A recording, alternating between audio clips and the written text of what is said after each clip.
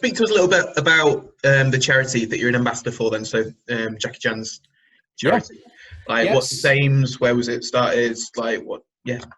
Yeah, so my involvement in it really is just to help spread awareness. So if I'm at an event, you'll quite often see I've got maybe a T-shirt on with a logo on it or something, and it's basically just to help them raise awareness. I think the thing with a charity like his, or the one that they're running, is a lot of people just assume, oh well, he's got loads of money, so they'll get helped out. But these guys have to. Don't get me wrong, they do get support from higher up as well, but they're doing a lot of this themselves, doing a lot of legwork, trying to raise the money. And I came on board obviously because of my involvement with different events, and at the time I was doing a lot of school workshops and stuff, so I was touring around a lot. Yeah. And it's just really to help raise their profile and make people aware of the work that they do, because they do some of the money that they raise. It's gone to schools abroad to help pay for school teachers in Rwanda, to help buy them books and pencils and stuff.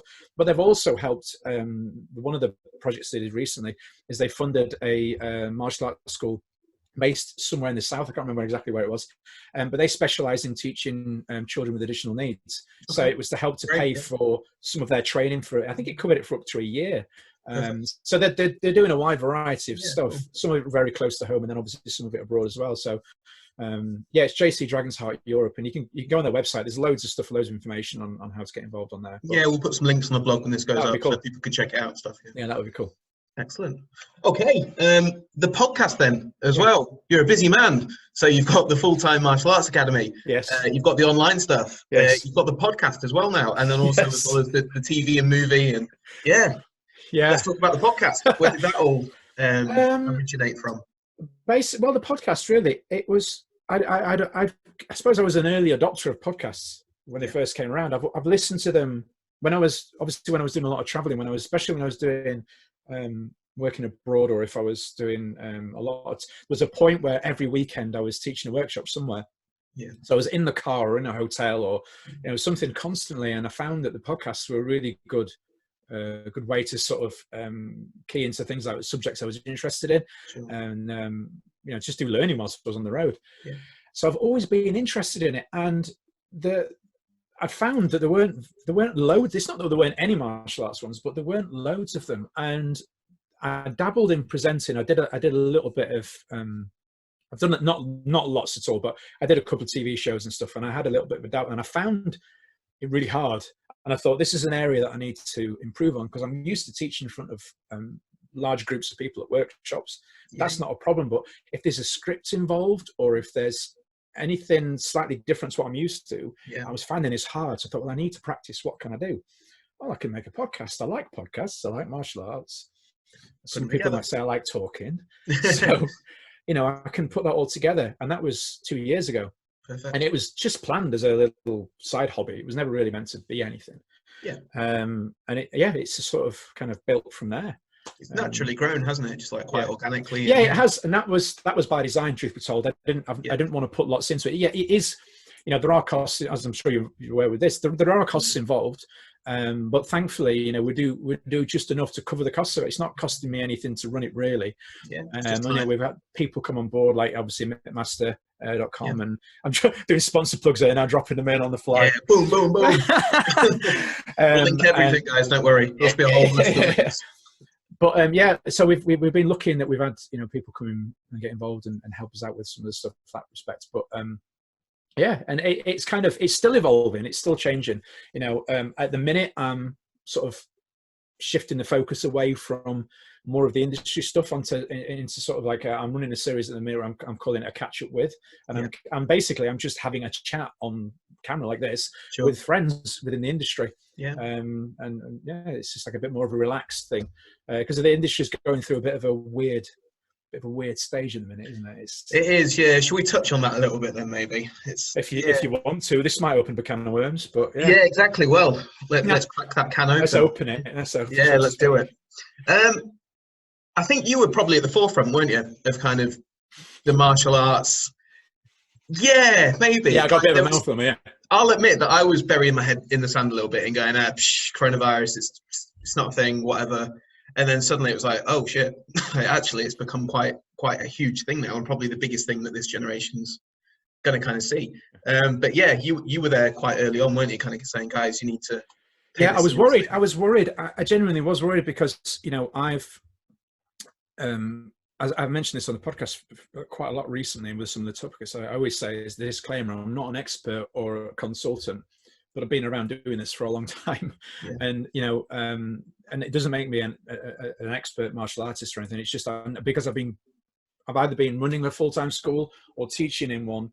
Yeah. Since the late 90s, and I've seen these things come and go, not like this, but I've seen other things and how it's affected it, and how some people just kind of went, yeah, whatever. And I'm like, guys, this is going to creep up on us. If you're not careful, it's going to creep up on us, and it's just going to smack us. And that's exactly what happened. We were all sort of dawdling along. I remember even in the gym, we were all sort of, well, I was anyway. I was like, yeah, we know something's coming. We know announcements going to be made. But then when it happened, when we were told we had to close, it was kind of like, oh. It was still a shock. Yeah, it's actually happened. Yeah. It's happened. The things happened that we thought might happen. Mm-hmm. And then people sort of went through a phase. I remember, you know, and I actually touched on this the other day. There's a lot of people that first week saying, oh, you know, you've got to do everything from home, and you mustn't go out, and you mustn't this, and if you go out, you're selfish, and you're this, and you're that, blah, blah, blah. And I got into quite a few, because I know I shouldn't, but I got into quite a few discussions with certain people who were supposed to be leaders in the industry that were really getting on people for making the decision to go into their schools, because at no point were we ever told, you cannot go into your martial arts school. We were told, we are allowed to go to work if it's essential for our work. Well, for me, it was essential. I had one guy telling me that I was an idiot for not doing it from my living room. Well, I tried it, and it was just downright dangerous. It just wasn't sustainable. For a week or two maybe, but not for months on end. It just was not sustainable. So I made a gazebo set up in the backyard. It's still I've seen that. It's cool. Yeah, it's great on the nice days, but when it's raining or it's blowing a wind, you just can't do it. Yeah. So on those days, I go into the gym. Yeah. And what's really quite funny is some of those people who early days were getting at everybody about, oh, you've got to stay in your house. They're all going to their gyms now. Yeah, it's been interesting to see the transition, hasn't it? The curve, so to speak, of people have kind of going, no, and then they've loosened off and kind of, oh, well, we need to do it. But it's an interesting time for the industry, and it's shown a few true colours, maybe. Yes. And a few people have come out of the woodwork a little bit that have maybe kept quiet before. A few people that maybe you had more respect for, you've lost maybe a little bit of respect for as well because of the way that they've handled it. It's an interesting time, and I think it's worth documenting as well, which is kind of one of the reasons why I kind of relaunched this. Yeah, definitely. I mean, I've been, one of the things that I've been vocal on this last 3 weeks on my podcast, and I said to somebody yesterday, you know, I know it's probably lost me a few friends on Facebook, but hey ho, they'll still smile and be nice to me in person because that's just how they are. But no, the industry has gone through. I mean, you've got to be careful with how you approach this. But I've been, as I say, because I came from a school with a very strong business background. Sure. Very strong. Some might look at it and think it was overly strong. I don't adopt a lot of their policies and processes because I just don't. I think they're ethically very wobbly. I just don't like them. And other people do, and that's fine. But I've been through the whole consultancy process. I've been stung by business consultants on 3 occasions. It took me 3 times to learn. It's like the whole thing of touch it, ow, it's hot. Touch it, ow, it's hot. So I was that one that just kept touching it all the time. Until eventually I thought I should really stop doing that. It is hot. Yeah.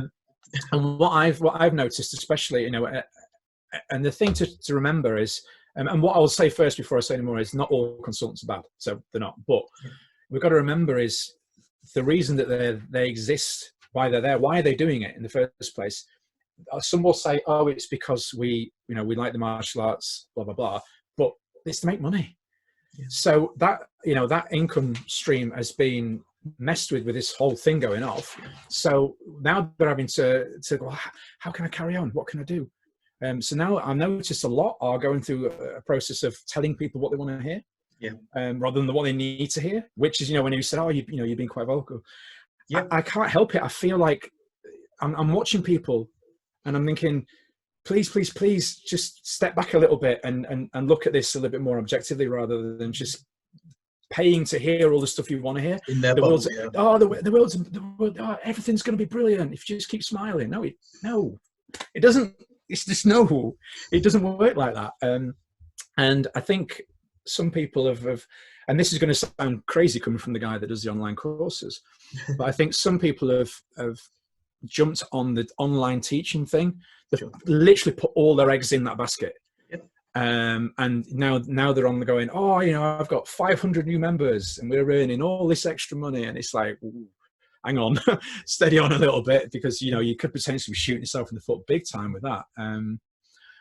What happens when, you know, because I know some people are pulling them in from all over the place. What happens when we go back? What are you going to keep? You're going to keep servicing those people, or are you just going to go, sorry, done now?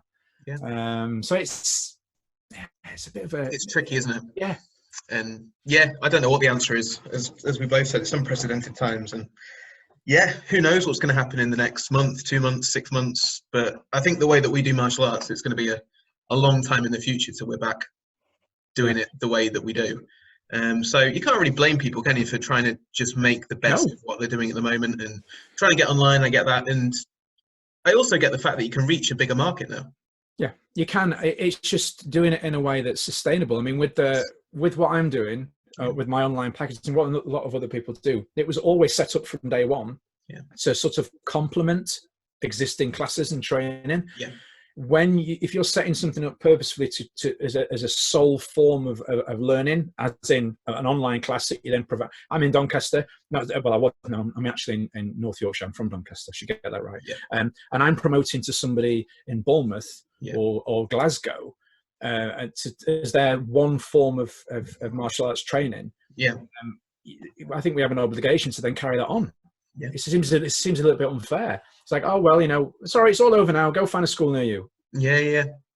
I've taken your money for 3 months, and now I don't care. Yeah. I just think that's a little bit, you know, with the online courses the way I'm doing it, it's set up, you pay a set fee, it's a one-off fee, and then off you go, crack on, you can do it. If you want to do more, do more. And if you don't, you don't. But it's on the basis of you're already training at another school. So yeah, perfect. And again, if people want to do it, great, crack on and do it. I'm not saying don't do it, or that I'm judging you for doing it. I just think we need to be careful, because there's always going to be something that comes from this, isn't there? So, yeah. Do you think it's sustainable then, the online training format as people are doing it now? They're doing the live classes, they're doing the Zoom classes, they're doing things like that. How long can that go on? Because even me as an instructor, I'm like, well, there's only so much fitness, shadowboxing, pad feeding. If they've got a pad feeder, you can do. It's only going to sustain you for a certain amount of time. I know that people are planning on keeping this going after it finishes, but my honest view on it is it's not sustainable. I'm planning on keeping something going, but only on the basis that there's a possibility of a second wave. Sort of October, November time. There's a possibility there. Hopefully it won't happen. But I'd rather have my students or new students coming in set up, and obviously me keeping on top of the technology as it advances. And it may be that every sort of, I don't know, month or two, I'm just pulling numbers out here, but every so often I'll go, oh, we're going to do a one-off Zoom thing on this particular thing. If you want to join in, great. If you don't worry, it's fine. And just keep it there. But the whole idea of keeping classes going afterwards, I think there's a lot of people saying it because it's the in thing and it's the thing to say, it's the cool thing to say. I don't think they'll do it. And honestly, I don't think the general public are going to be the slightest bit interested. And the irony of it is right, I find it funny that people have been doing online martial arts classes for years, and how much flack of the industry as a whole given them for doing it. And now everyone's like, oh no, we talk about Matt, now it's different. It's different now because we have. Because I'm doing it now. Yes. So I mean, that's just human nature. But I don't think there'll be one. I don't think there'll be an appetite for it.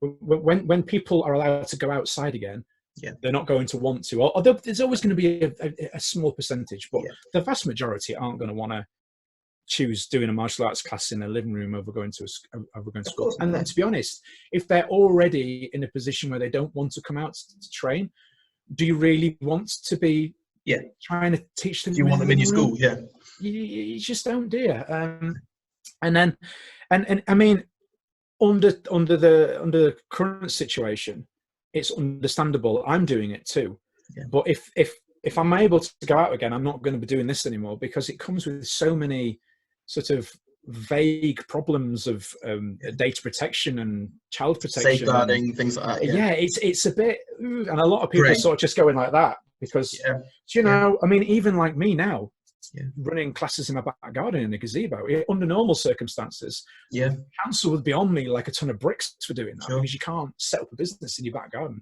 teaching martial art. But now everyone's been a bit like, we'll just sort of, you know, get through it. Pretend it's just not there, you know, which is fair enough. So I think the second, to a point, well, no, not the second, because there's going to be a crossover, isn't there, where we're allowed to go back, but some people are going to be too scared to go back. So I think definitely I'm going to have a bit of some classes running, still some online, and it'll slowly just go back to all being in the gym.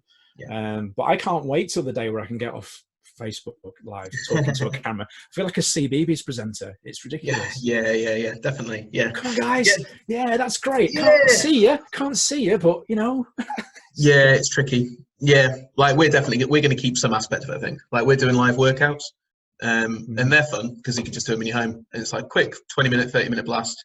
We're going to keep them, but I think as soon as we can all get back, let's get back. And I think that's I think we need to get back, and part of that community aspect and people's mental health, things like that. Physical health, it's so important, I think, for people to get back now. If you can do it safely, and that's the main thing. If you can keep your distance and you can keep your 2 meters, even if it's just, you know, some form of training, I think is so important. If you can go to B&Q, I think you should be able to go training as well. It's getting a bit ridiculous now. Yeah, it is, and I'm just hoping that in the, you know, the next week or so we start getting some sort of guidance on it, because I think, you know, people are getting bored, aren't they? I've noticed a decline. I brought this subject up on, I think it was, did I talk about it in the podcast? I talked about it somewhere. I lose track. But you know, people are starting to panic because they're seeing numbers dropping off on their lives and on their Zooms. And I was saying to somebody, look, it's nothing that you're doing wrong. No. It's just people are bored. Yeah. People are so fed up with this whole staying in the house lark now that everything's going out the window. It's not just your online classes. It's this homeschooling. It's the getting up and doing the exercise. The novelty's over. It's gone. It's the newness of it, the excitement of the new thing. It's gone. And people are like, we just want to go back to work and go back to school, please. It's